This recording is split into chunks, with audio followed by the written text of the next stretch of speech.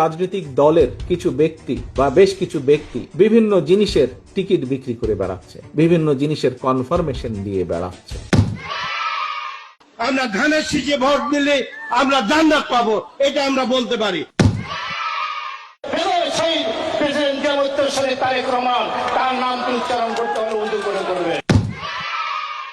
শহীদ রাষ্ট্রপতি জিয়াউর রহমানের নাম নিলে প্রতিদিন ব্যস্ত নিশ্চিত।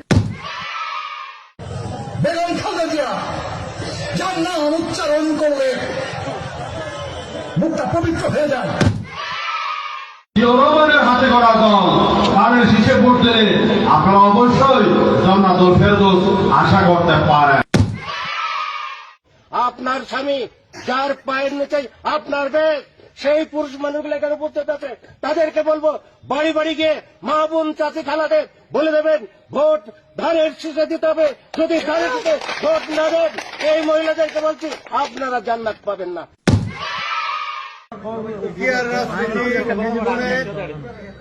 আমি মক্কা মনে করি সাধারণ তুদুরির এই বাড়িটাকে। যারা পাল্লা মার্কে ভোট দিবে বরং এরা দুজনে যাওয়ার সম্ভাবনা বেশি। বিভিন্ন বাড়িতে যাইয়া আমাদের ধানের শীষের পক্ষে কথা বলবে।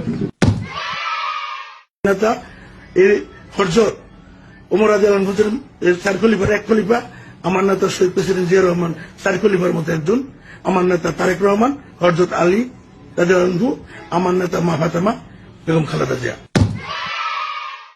আমরা মদিনা ইসলামের চর্চা করি, আমরা মদিনা ইসলামে বিশ্বাস করি। শরিয়া আইনের ব্যাপারে ওটাও বলেছে কিন্তু যে আমরা শরিয়া আইনে বিশ্বাস করি না।